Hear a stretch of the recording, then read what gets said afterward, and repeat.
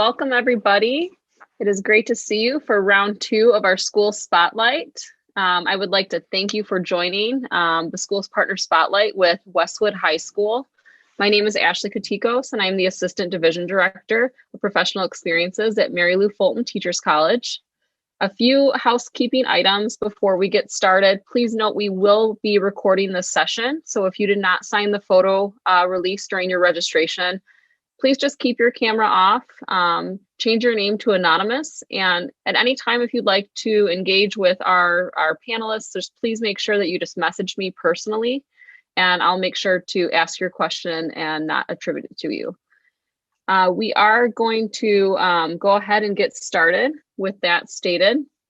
Thank you again for spending your Friday with us. I'd like to take a minute just to thank our school spotlight team, Westwood High School and the Mesa Public School District, and introduce Dr. Randy Mallerwein, Area Superintendent, who will be kicking off our session today. So Randy, take it away. Thank you, Ashley. Welcome everybody. I appreciate you being here. So how Mesa Public Schools kind of evolved into this is we created a promise, and that promise would be that we want to be able to know every student by name, strength, and need, and have everyone graduate ready for career, college, and community ready. And to get to that promise, we created a strategic plan that lays out, kind of 3 attitudes and 5 skills that are complex: contributor, communicator, critical thinker, collaborator, and creative thinker. And to get to there, we are going down this journey with ASU to redesign the next educator workforce. And so how do we get, another piece is, how do we get here? Well, industry over the last few decades, every industry has shifted and had to adapt and change. And now it's time for education to catch up. And for my whole career, the last 2 decades of my career, we've always been trying to do things better. And the shift is that we can't keep trying to do the same old thing better, because then we'll get the same old results. We need to do better things. And that's what really is the focus of what Mesa Public Schools are trying to do. And what does that kind of look like in short? It looks like providing teacher autonomy and intellectual freedom to our teachers in the classroom. This is an effort for educators to retake their profession through voice and choice and agency, and work together in collaboration to co-create and co-design lessons that are interdisciplinary, intertwined to really produce authentic, complex outcomes. And the idea is that we are really focusing on improving the lives and improving the day-to-day existence for all humans, and then creating better humans to move into the workforce of the future, as we know that workforce is constantly evolving, and a lot of the jobs that our students are going to be going into in the future, we're not even sure if they've been created yet, and we know that there's a lot of them that will be created yet. So to know that we're going to move into a future that is a bit unknown, we really have to shift from this model that the last 10 years, there's been a real push to professional learning communities to switch from teaching to learning. It all has to be about learning. But the next shift, the next real evolution is, sure, there's learning that takes place, and that's critical. But are we teaching students to demonstrate thinking and make critical decisions in a collaborative group? Because we know that's what we do in the real world. So in short, that's kind of how this all originated in Mesa Public Schools, and we're really proud of the effort and the gains we've made so far. And there's no school in our district that has made more gains or has plunged into this future more than Westwood High School has. So at this point, I'm going to turn it over to the very innovative principal, Chris Gilmore, who has provided a lot of opportunity and a lot of structure and a lot of safety at his school to let teachers embrace their intellectual freedom. And he will explain a little bit about what is going on at Westwood and the future of Westwood. So, Mr. Gilmore, please. Thank you, Dr. Mallerwein. I appreciate that. And I think it's real critical to have that safety coming from the district office, and just having everything funnel through the portrait of a graduate, because that's what gives us that acceleration to do the good work that we're doing. But a little background on Westwood High School. We're a large urban high school right here on the west side of Mesa. We have approximately 3,400 students, 182 certified FTE. We have a model around here where everybody is somebody. We have any program that you could possibly think of, from individualized education through ROTC, IB, AP, CTE, AVID. We have it, you name it, we have it here.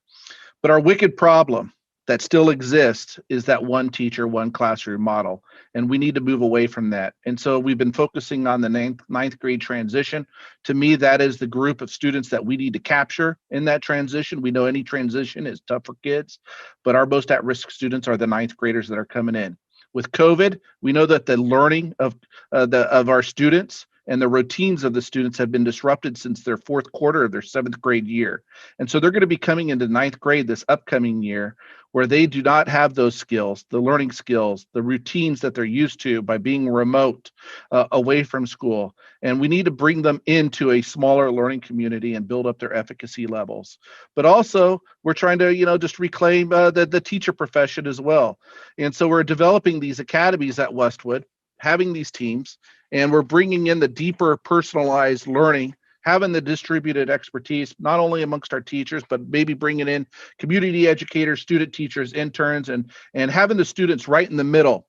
And one of our projects that we're doing with the deeper personalized learning is through inquiry, whether problem-based learning or project-based learning. It's, again, going back to the lens of the portrait of the graduate. How are we getting students to critically think, problem solve, collaborate? What does resilience look like in the classroom amongst a team? One of my mentors and someone that we look to really closely is an elementary principal on the east side of Mesa at Harris Elementary, Mr. Michael Oliver. And he was telling me just this morning that when he was going to ASU, you remember seeing up on the green chalkboard a statement that really kind of solidified this practice of inquiry. And the statement was on the board, and it was unattributed to anybody. So if you know who this person is, please let us know, because we want to give credit where credit is due. But the statement is, you can't chop up the world into a sequence of standardized test questions and then bubble in truth with a number 2 pencil. We need to move away from this standardized world and listen to the student voice, give them some choice in their learning and some agency. And we also need to do that with our teaching as well. Next slide, please. So when it comes to problem-based learning or project-based learning, why is this important? Because the real world exists everywhere but in the classroom. And think about that. We always hear, hey, in the real world, you got to have due dates. You got to, these are things that are going to happen to you. But the real world exists. And then there's the classroom. And the two things do not match up. So why are the content and process in education not the same?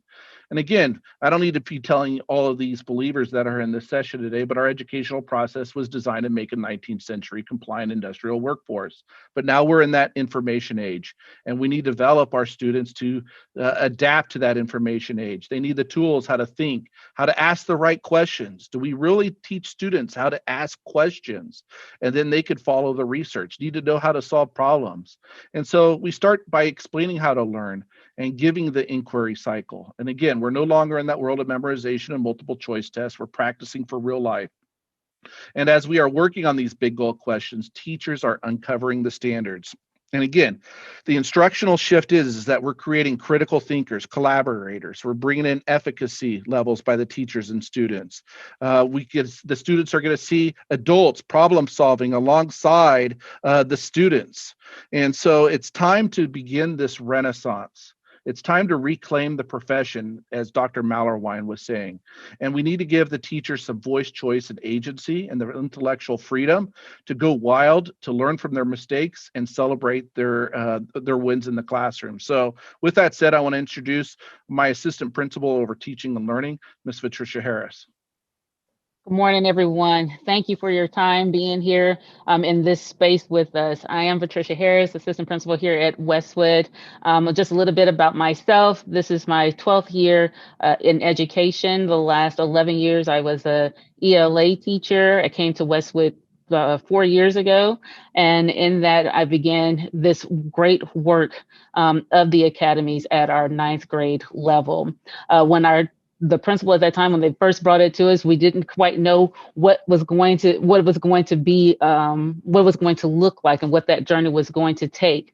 But when we started noticing here at Westwood that we had an opportunity to help our freshmen be successful, then this came into place. We all know that that transition year from our eighth grade students into ninth grade into a high school atmosphere can be a daunting task for freshmen to figure out. I got 6 classes I got to get to now. I'm dealing with 6 different teachers right now who are doing things differently. And so they just need a little bit more support than we traditionally would probably be able to give them. So in that, we decided that we would go down this academy model to be able to provide that support. As Mr. Gilmore said, we have 3,400 students here, and then we are covering about 64 acres. So this place is huge when students walk onto our campus. And so as we built this academy, we said, well, let's look at 6 pillars that we think must be in place to make those students or help those students be successful. So that first one is going to be a cohort of students. So we took that 3,400 students and we're going to shrink them down to a group of students that they could stay with for an entire year, a small group that could make them feel like they belong, to make them feel confident in what they're about to do, to make them be able to maneuver in this particular environment here at Westwood, to give them that confidence to do the things that we're asking them to do. Once we broke down that small group of students, then we said, hey, we need teachers who will also share those students. So, typically a student will come and they'll have 6 different teachers, and those 6 different teachers have no idea what the other teacher is doing. One is giving a test on this day, but then it's like all of them are giving a test on the same day.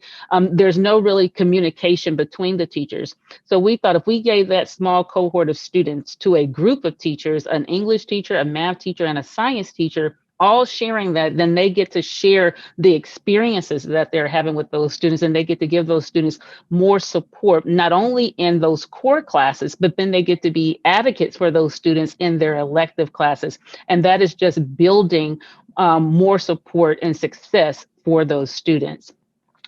Here at Westwood, Mr. Gilmore already told you, we have plenty of different programs for everyone. There is something here for everyone. We have that as our claim to fame. And so some of those programs, as he's mentioned, is the IB program, our AVID program, our CTE programs, and our JRTC program. So those freshmen that come into our schools can decide on a pathway that they want to take at the freshman level that helps focus them on the different courses that they need to do, what's going to be ahead of them as far as career choices. And they get to play with some of these ideas before they get to college. And then they decide, well, I'm undecided, or I don't know what I want to do. We want to give them those opportunities throughout high school to be able to, follow their passions and their dreams here at the high school level. So by offering those academic pathways early, we also then begin to engage our students early. And if they're engaged early, then we're hoping to keep them through until that graduation point. The next pillar that we thought was critical is offering a flexible schedule. And that flexible schedule gives us time. It gives our students time, and it gives us our teachers some time.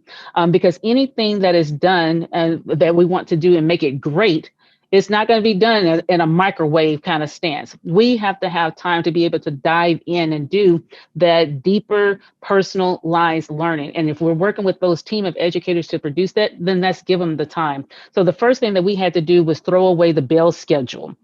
And that in itself was a shift in our teacher's mind. And me being on one of those teams, it was definitely a shift. The idea that I am not now constrained to that 1 hour that is traditionally given at the high school level, right? I get to now to expand that with my team of teachers. So this is a schedule at a glance of what something would look like on one of our teams. And these schedules vary week to week. So on this one, we have like on a Monday, maybe the team is working on an inquiry project-based learning, meaning all 3 teachers will be coming together and co-teaching and working with the students, that small cohort of students, to be able to produce whatever that project or that inquiry-based project would be. Then on Tuesday, we might decide, hey, we need some student-centered content. And so I'm going to take the example of me being an ELA teacher. Then I can go to my teammates and say, team, I'm getting ready to start a research paper with my students, and I need some time to go over the databases here in the library and show students how to go about moving in those databases, how to take the notes, how to start building out a research paper. And I think it's going to take me about 2.5 to 3 hours to do that in our 4-hour block. Is it okay if I have that time?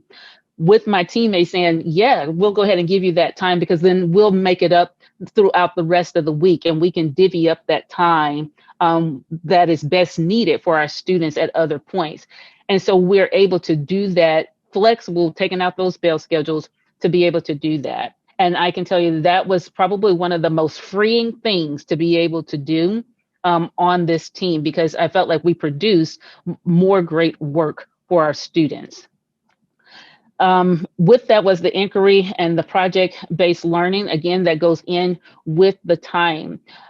We found that when we started letting students decide some of the things that they were interested in, being able to chase after things and questions that they had already had in their minds, or maybe TV shows that sparked ideas for them, we were able to bring that in and engage with their interest in that inquiry and project based. And given the time, we were able to produce some really great things. On my team, I believe we had a Greek mythology roller coaster, and it was cross curricular with slope and inertia. And then we were able to have students write scripts, and we produced those into movies.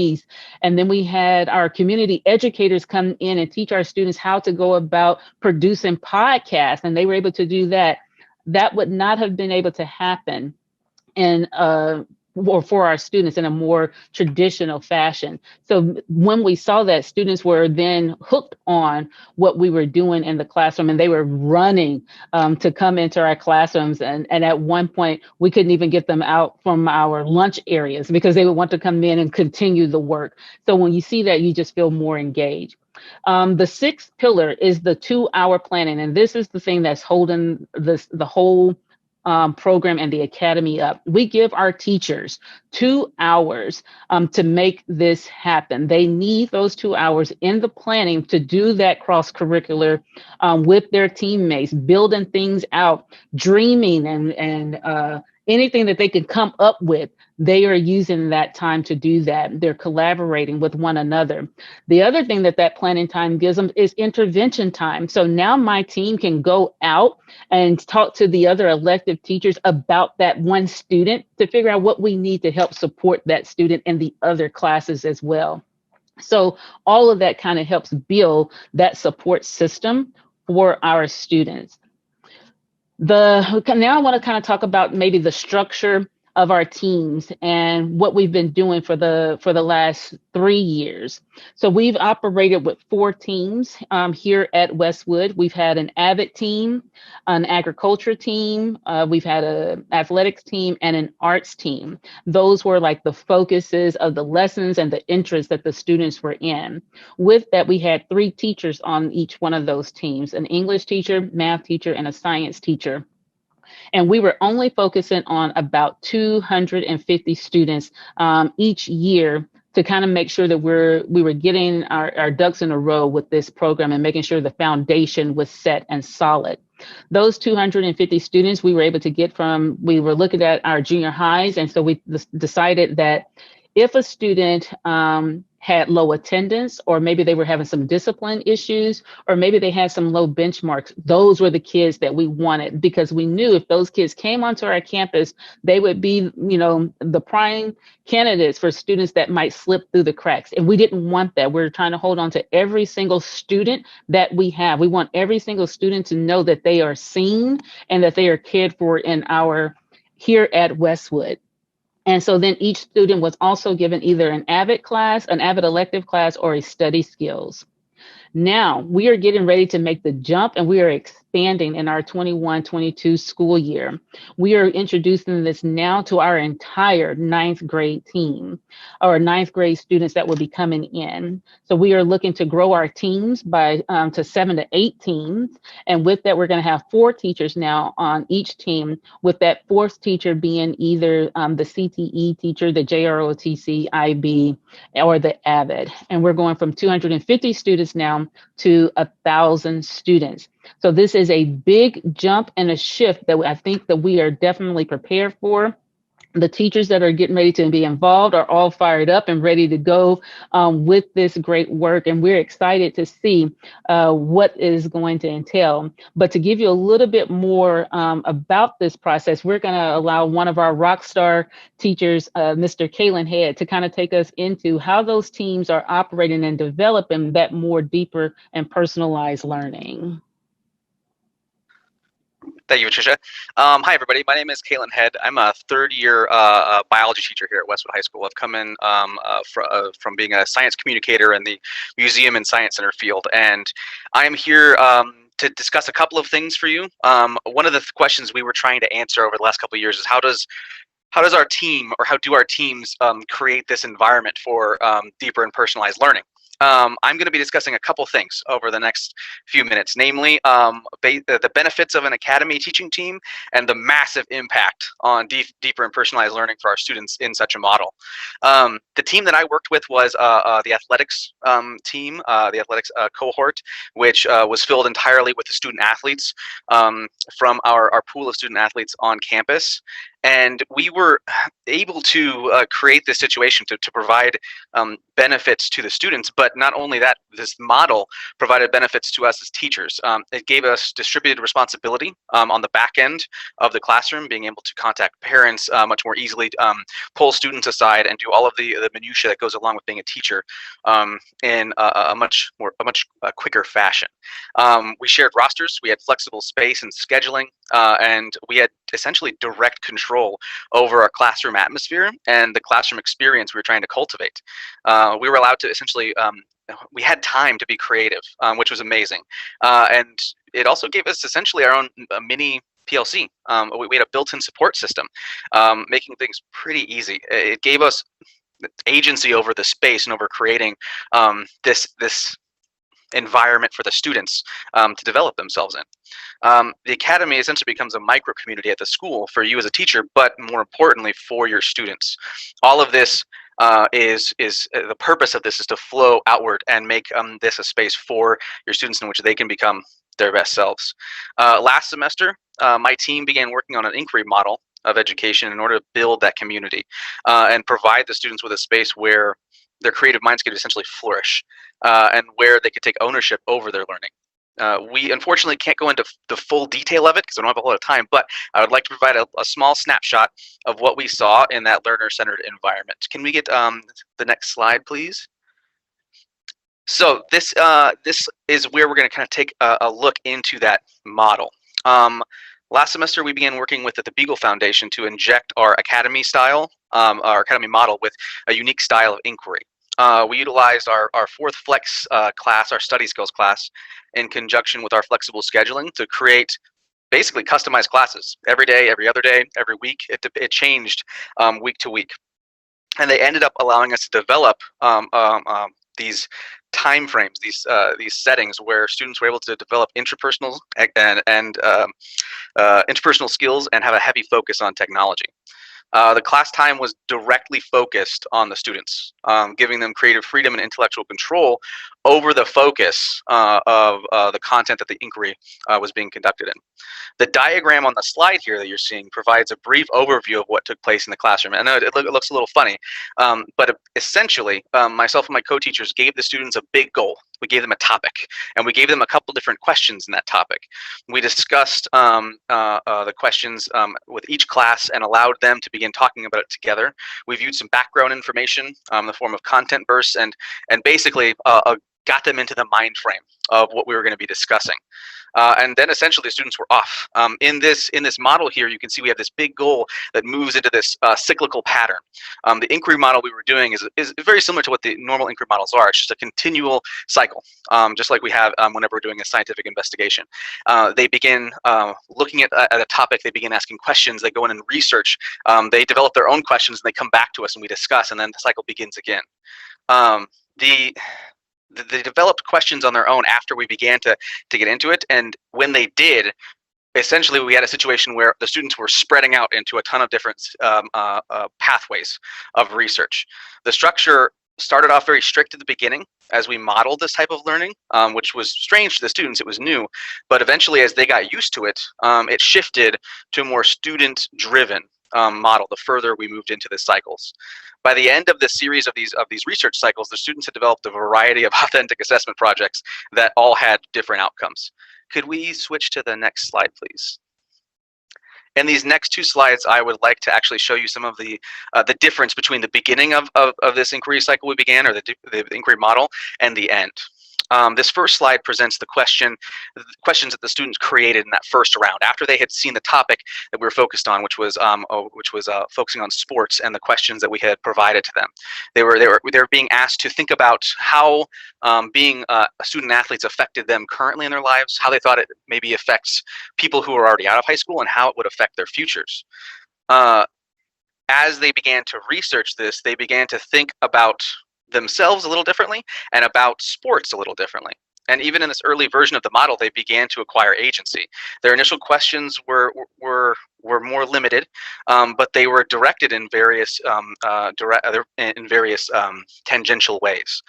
The questions guided the focus of the classroom for the rest of the semester, and the research groups that formed happened naturally. We didn't have to put anybody into groups, and these students began just diving into to their interests. Can we get the next slide, please?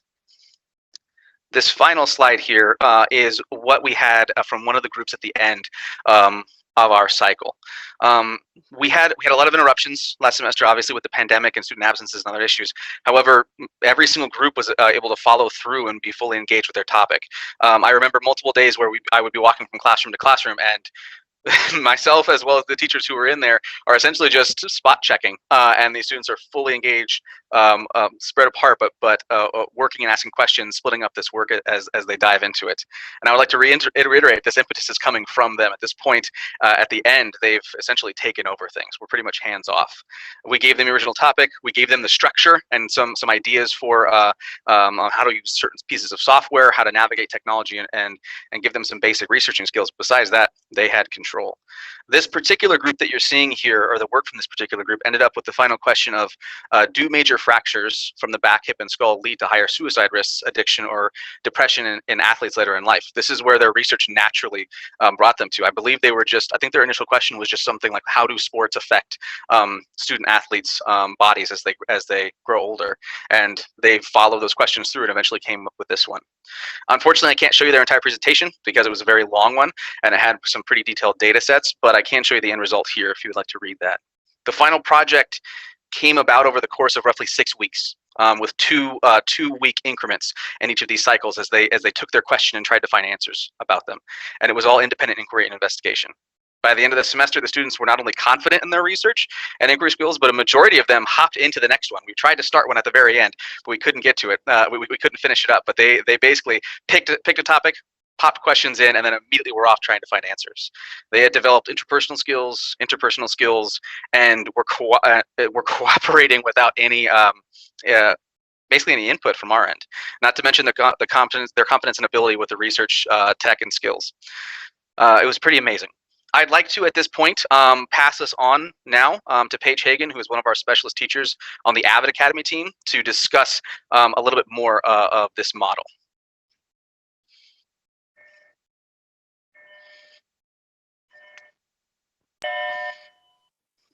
Oh, sorry, I was waiting for our bell to stop ringing for just a moment. Thank you, Kaylin, for introducing me. As you said, I am a teacher on the success team model for the Avid Success Team. And I wanted to talk a little bit about the teacher experience.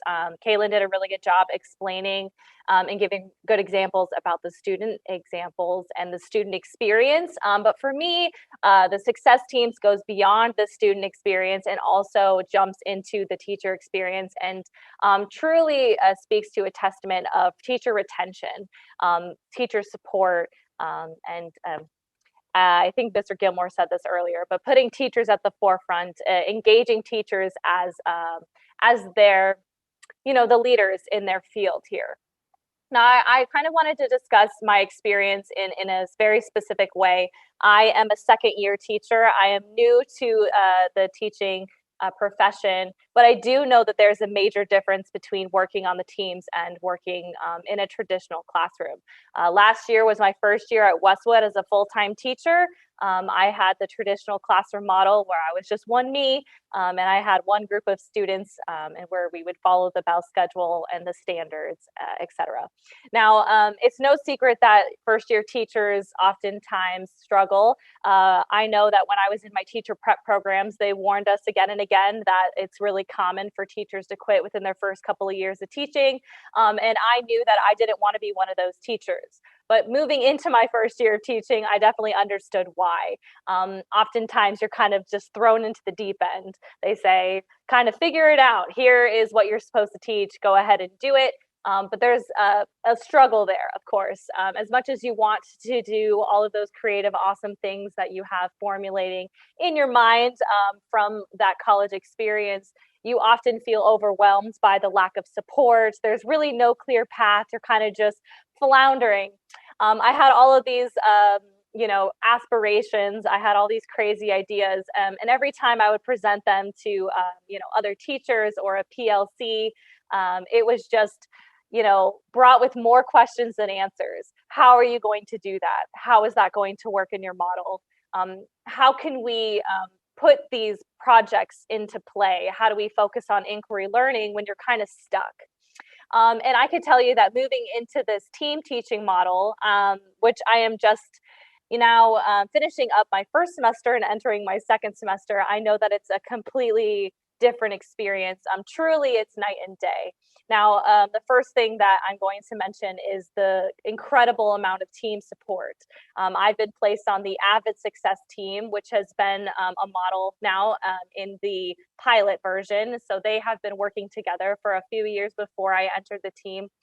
So they kind of knew the ropes. They knew what was going on, and then they just kind of grandfathered me in incredibly. All of that support comes from innovative ideas. We stand in the classroom next to whiteboards for hours, brainstorming ideas, hoping that things will stick. And instead of the question of how are you going to do this in your time, it's more, how are we going to make this happen? Let's make this happen. And of course, that comes from a few of the different, benefits of being on the team. Number one, that flexible schedule. We have the 4-hour block in the morning, and we have that opportunity to use that 4 hours however we would like. And that flexibility has been absolutely incredible. And there are things that we have accomplished that we know we couldn't have accomplished if we were set on that crazy, specific bell schedule here. We have focused on, specifically, I'm an ELA teacher, so in my class on project-based learning. And we've done a few projects within cross-curricular model that have been very successful. For example, we did a mock trial at the end of last semester. We were still in hybrid learning and still are in hybrid learning at the moment. So hitting that crazy goal seemed rather impossible. I threw it out into the abyss one day in one of our meetings. I said, do you think we could possibly do a mock trial? I don't know how we could do that. We're online, we're in person, we're in this crazy pandemic, but instead of kind of putting the idea in the trash, we took it on. And at the end of last semester for their final exam, our kiddos did a fully remote and in-person mock trial on the Odyssey. So they were trying Odysseus for his crimes, and that was really successful. We also have been working on a new cross-curricular project into these next couple of weeks.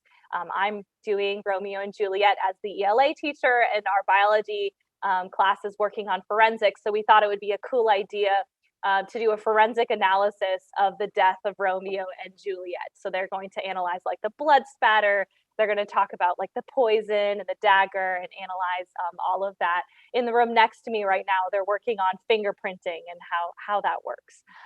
So that is only accomplishable through that team support, that flexible schedule, and of course, something that Patricia talked about earlier, that extra prep period. So we have those 2 hours to discuss and kind of brainstorm, to ideate, and we take advantage of every single second of that prep time.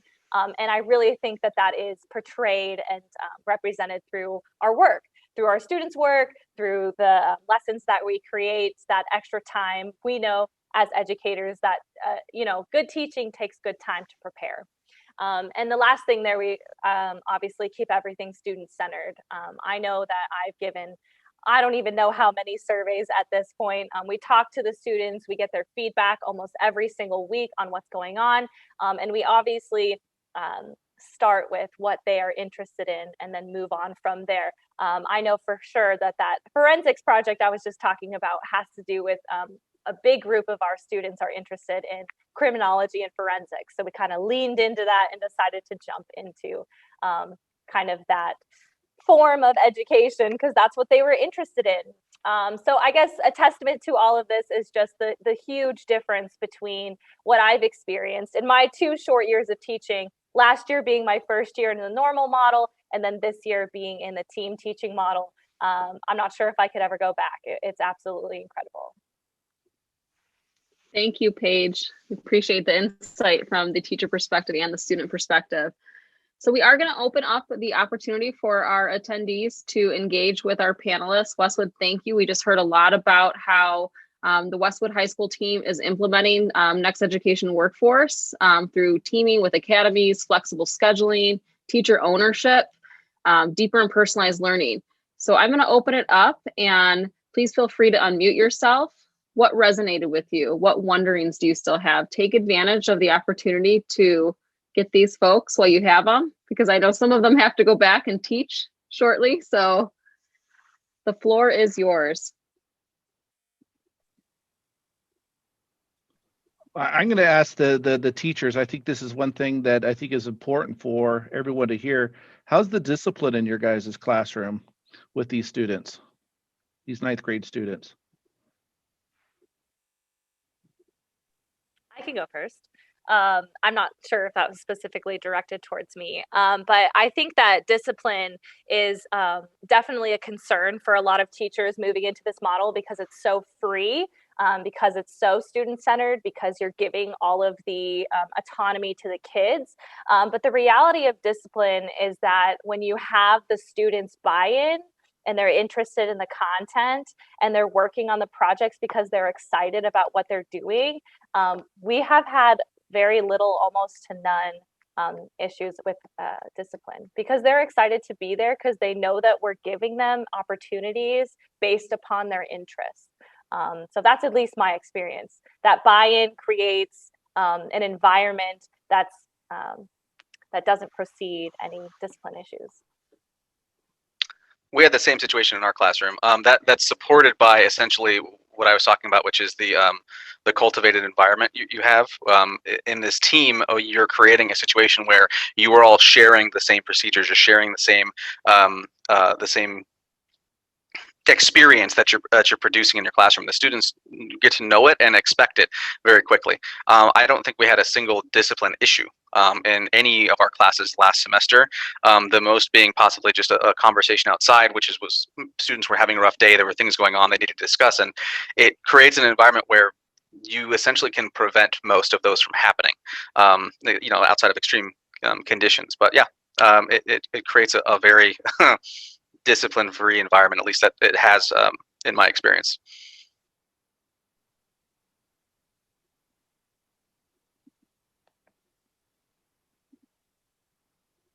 Hi, I'll jump in. Emily Davis, Teacher Development Network. I am super curious about how you guys are integrating residents into this model when they come from ASU. Awesome. Thank you. I'm going to take that one on. I know Ashley probably wants to jump in for that one as well. But we have asked ASU to give us everybody that they have. We want them all, and we put them on our teams that are already created so they can begin working with those teachers and see how that looks and feels in the classroom with those teachers. And then we go on to hire those teachers because they're already familiar with the model that we want to continue going forward with. And I believe it gives the student residents a great insight and as to what they're walking into. And I think it becomes sort of what Paige was kind of talking about, adding that support for them as well. They're getting to see something different. They're working with different content areas that they typically would not have been able to do, right? Because typically we go in, if I'm an English teacher or if I want to be an English teacher, I go with the ELA teacher, and that's all I see. But in this model, they get to see, you know, 2 or 3 different other content areas and work with those teachers closely. So we are enjoying and loving our partnership with ASU and having those students here on our campus. Yes, and Emily, I would add just the shifts that we're making at the Teachers College with our professional experience design. So finding these schools, these innovative schools that are really taking the time to think about educational teams, what that wraparound support looks like. Those are the environments we're placing our students in. We're backing it up and aligning our curriculum to really teach our students about, you know, what does it mean to have a learner-centered environment, right? Those are some of the things that we are starting to embed, and how does that relate to working with other educators, whether they be residents, interns, the in-service teachers. How does that all come together? Because as Paige shares, she went through her program and saw 2 very different experiences in 2 years. We want our students to start having a comprehensive experience from start to finish that has them asking for these environments to work in when they graduate from our college. So it looks like I see, Nell, you have your hand raised. You want to go ahead and jump in? Yeah, I do have my hand raised. So I'm just wondering if it's a added complexity to keep track of all of the content specific hours and times and seat time that to get a diploma in Arizona requires. So like so many hours of a certain kind of English, so many hours of a certain kind of math. How have you accomplished that? And would it be helpful someday down the road to, through political will, remove those content area hour things? I'll try to answer that question the best I can for you. I know our district is working closely with our legislators, showing them these different possibilities. I think, and I don't know if Dr. Mallerwine is still on here, and I don't want to speak for him, but I believe as Mesa Public Schools, we kind of have a little bit of an obligation, being one of the largest school districts in the state, to take on these initiatives and show the possibilities to our legislators of how education needs to be done, and have our educators show that this is possibility and reclaim the profession from the politics in Arizona and take away that flexible seat time. And I know there's a couple other individuals that are sitting in this and listening that are advocating for this as well. But we see that as an obligation, and I see that as a leader myself when I talk about reclaiming the profession, not only for teachers, but given that flexibility, but also for our students as well. So you're right with hours. We have it all reflected. You know, what conflicts with this whole model is those traditional learning management systems like Synergy or Infinite Campus or Power School that you may have. And we have it all set up correctly to show those things, that we have the correct hours. But, you know, within those teams, you know, they could get English within the biology. They could do the English and the math. They're getting all of those standards are becoming uncovered. So we're just doing it a different way. Yeah, Chris, I'll jump in really quickly. As you know, one of the things that my role is to provide permission for schools to do this and to set their minds at ease about that question that you asked. You look at putting 3 different or 4 different content teachers in a block, And then you can just really rationalize that within that block, they're going to be, dividing up the minutes. And if we would get audited by the state or somebody would ask questions, I think we have a good argument that those meetings are being met.